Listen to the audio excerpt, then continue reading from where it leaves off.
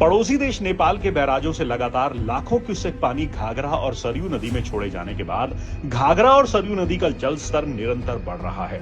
हालांकि खतरे के निशान से घाघरा नदी अभी भी 2.25 सेंटीमीटर नीचे बह रही है। घाघरा नदी में आज 1,04,522 क्यूसेक पानी छोड़ा गया है, जिससे घाघरा नदी का जल स्तर अब बढ़ रहा है। जल स्तर बढ़ने से लगातार घाघरा की लहरों ने तटबंधों पर ठोकर मारना शुरू कर दिया है, जिससे तराई क्षेत्र में बसने वाले ग्रामीणों को बाढ़ का डर सताने लगा है। नाव का सहारा लेकर लोग अब एक स्थान से दूसरे स्थान पर जा रहे हैं। जिला प्रशासन ने संभावित बाढ़ से निपटने के लिए तटबंध पर काम तो शुरू कर दिया है, लेकिन देर बहुत हो चुकी है।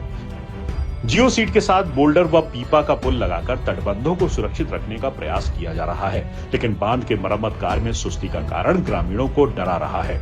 ग्रामीणों का मानना है कि प्रशासन ने मरम्मत कार्य देर से शुरू किया। अगर यही कार्य माह फरवरी और मार्च में होता तो संभवतः अब तक निर्माण कार्य और मरम्मत कार्य समाप्त हो जाता। बांध की मजबूती को लेकर भी ग्रामीणों में संशय है।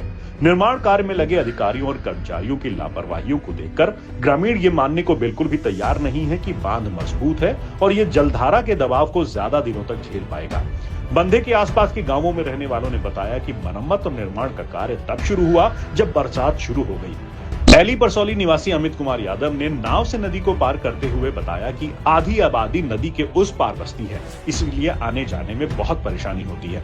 हालांकि अमित ने यह भी बताया कि बाढ़ के समय प्रशासन से मदद मिलती है। तो लगभग खत्म हुई, लेकिन आधा से ज्यादा आबादी। अच्छा, नदी के उस पार आबादी आधा से। तो आप लोग नाव से आते जाते हैं, किस प्रकार की समस्या होती है? बहुत समस्या होती है। छोटे छोटे बच्चे हैं, सब जाते हैं इससे। बाढ़ आती है तो यहाँ पे मदद के जो दावे करता है, तो मदद होती है आप लोगों की? मदद होती है। एक तरफ तो बाढ़ से निपटने के इंतजाम और वादे हैं, वहीं दूसरी तरफ बीते सालों आए बाढ़ से बर्बाद हुए आशियाने हैं और आशियानों में रहने वालों का दर्द है। इन्हीं में से एक है एली गांव के बुजुर्ग हरिनाम। इन्होंने अपने दर्द को बयां करते हुए बताया कि ना तो यहाँ खाना मिले ना तो दाना मिले। माझा में बूढ़ के हम लोग रहते हैं, कोई साधन नहीं है यहाँ। लड़के बच्चे भूख से मरते हैं और यहाँ कोई ख्याल ही नहीं रखता है। बाढ़ आने के समय भी कोई मदद नहीं करता है। हरिराम ने यह भी कहा कि पक्का पुल बन जाए तो आराम हो जाए। पुल बन जाए तो सबसे बढ़िया है, बच्चे आए जाएं। कोई मामला हो जाए तो वहीं मर जाए। यहाँ कोई खबर लेने वाला ही नहीं है। सरकार ये ना खाना मिले ना दाना मिले, माझा में देखा तो यहाँ बूढ़ते मारने रहते हैं, कोनो साधन हुआ था यहाँ। नदी के उस पार इस पार से आने जाने में समस्या होती है। लेके आने लड़के बच्चे वहाँ भूखल मरते, कोनो कोई ख्याल नहीं करता है। तो जब बाढ़ आती है तो उस समय प्रशासन तो मदद करता होगा? कोई मदद नहीं होती है। मदद नहीं होती है? कोई मदद नहीं होती है।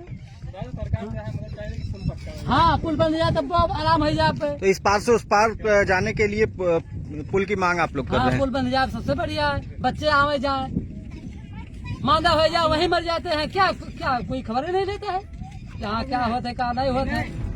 वहीं दूसरी तरफ प्रशासन द्वारा बाढ़ की तैयारियों को लेकर बैठकों और निरीक्षण के दौर शुरू हो गए हैं। बीते दिनों कमिश्नर देवीपाटन मंडल शशि भूषण लाल सुशील ने जिला स्तरीय अधिकारियों के साथ बैठक की। इसके साथ ही उन्होंने तरगवन तहसील में आने वाले बाढ़ प्रभावित रहने वाले क्षेत्रों का निरीक्षण किया था। आयुक्त ने सकरौर भिकारीपुर तटबंध के किलोमीटर 17 से 20 तक के बीच का निरीक्षण किया। उन्होंने कहा कि जल स्तर पर निरंतर निगरानी रखी जाए और खतरे के निशान से ऊपर जाने पर तत्काल कार्रवाई शुरू की जाए। डीएम गोंडा नेहा शर्मा ने बताया कि एल्गिन चरसेड़ी व सकरौर भिकारीपुर तटबंध पर लगातार निगरानी रखी जा रही है। 27 बाढ़ चौकियां और 31 बाढ़ शरणालय हैं, उनकी स्थितियों का भी आकलन किया गया है। जनप्रतिनिधियों के साथ भी आपदा प्रबंधन की बैठक कर ली गई है। डीएम नेहा शर्मा ने यह भी कहा है कि कुछ जगहों पर अभी मरम्मत कार्य पूरा नहीं हो पाया है, उसको 1 सप्ताह के अंदर पूरा करने का निर्देश दिया गया है। जुलाई माह में ही आपदा प्रबंधन द्वारा एक मॉडल किया जाएगा।